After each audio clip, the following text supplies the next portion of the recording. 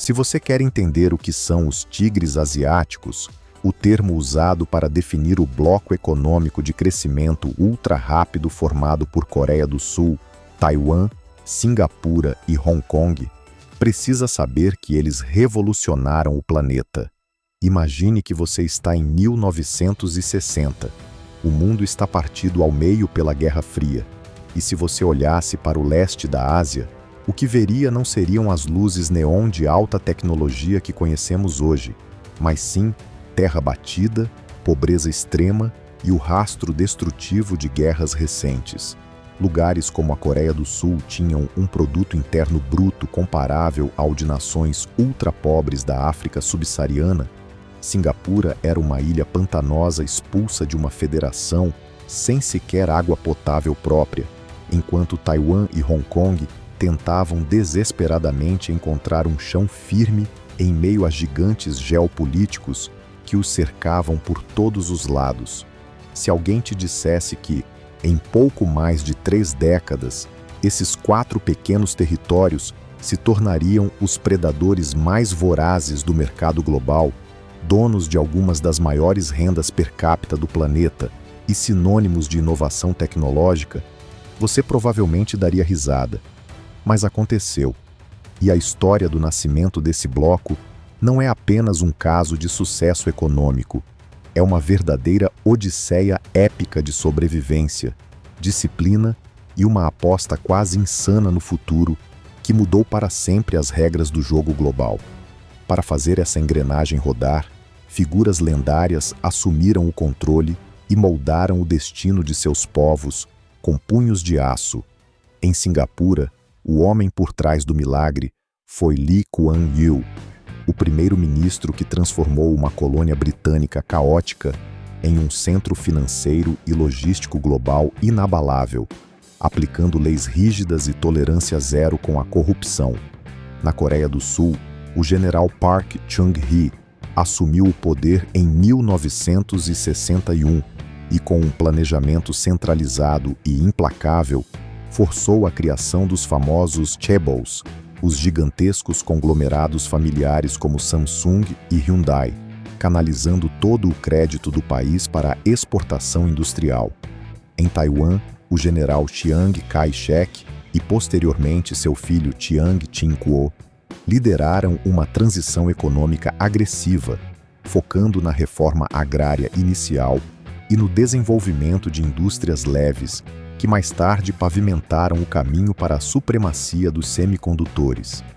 Já em Hong Kong, sob o domínio colonial britânico, o arquiteto da liberdade econômica foi o secretário de Finanças Sir John Cowperthwaite, que implementou uma política de não intervencionismo positivo, cortando impostos e burocracias ao extremo para criar o mercado mais livre e dinâmico do planeta.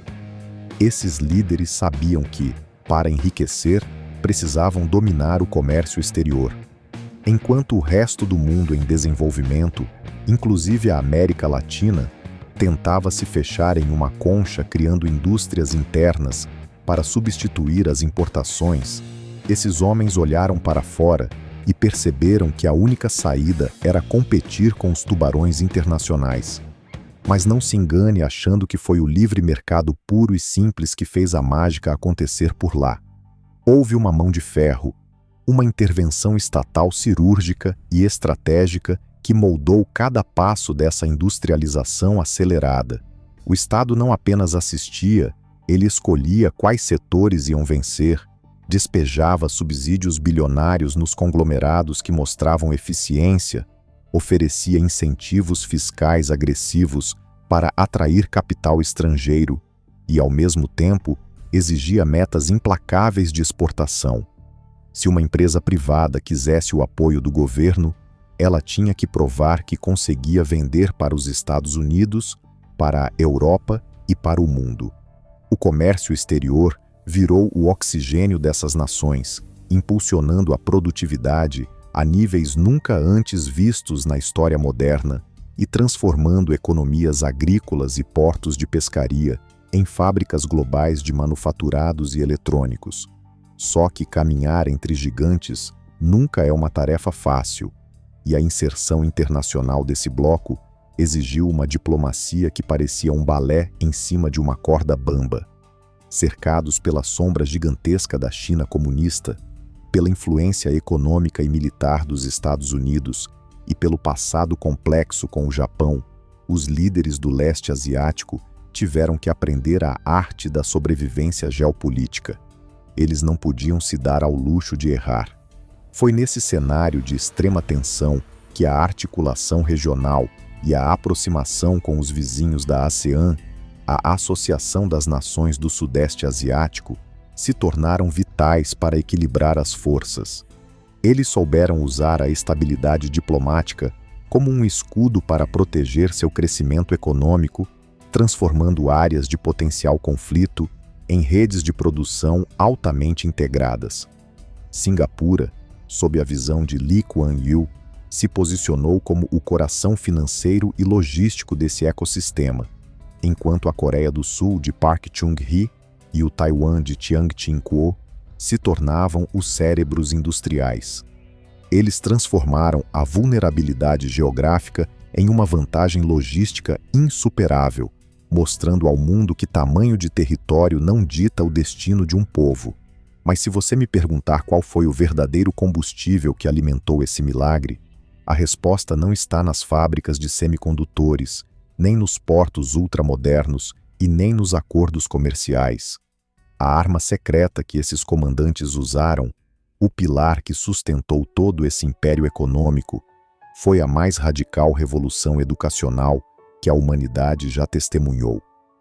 Entre as décadas de 1980 e as primeiras décadas do século XXI, esses países desenharam políticas públicas educacionais focadas em 5 eixos implacáveis de ação. Primeiro, um volume massivo de investimento financeiro bruto na base educativa. Segundo, uma obsessão doentia pela qualidade do ensino e por currículos voltados para a resolução de problemas reais. Terceiro, o fortalecimento brutal da educação técnica e profissionalizante, conectando diretamente as salas de aula com as necessidades imediatas das indústrias de alta tecnologia. Quarto, parcerias público-privadas inteligentes que garantiam inovação constante nos laboratórios escolares. E, em quinto lugar, aquilo que talvez seja o maior diferencial de todos, a valorização extrema e o prestígio social dos professores. Nesses territórios, o professor passou a ser visto com o mesmo respeito que um alto magistrado ou um médico cirurgião, atraindo as mentes mais brilhantes para as salas de aula.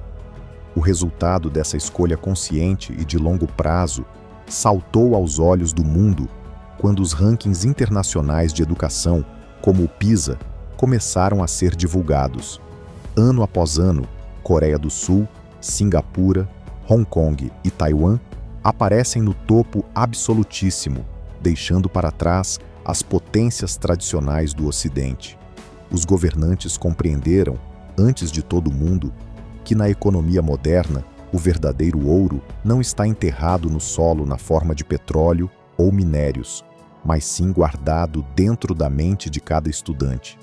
Foi essa massa crítica de engenheiros, cientistas, técnicos e trabalhadores altamente qualificados que permitiu aos tigres darem o salto definitivo da cópia para a criação, deixando de ser meros montadores de produtos baratos para se tornarem os donos das patentes das tecnologias que você usa hoje todos os dias no seu bolso. A trajetória dos tigres asiáticos e de seus líderes obstinados nos deixa uma lição monumental e desconfortável de que o desenvolvimento não é uma obra do acaso e nem um privilégio geográfico. É uma escolha política corajosa, um esforço coletivo brutal e, acima de tudo, a prova viva de que quando uma nação decide tratar a educação e a inteligência do seu povo como a sua maior riqueza, não existe gigante no mundo capaz de impedir a sua ascensão.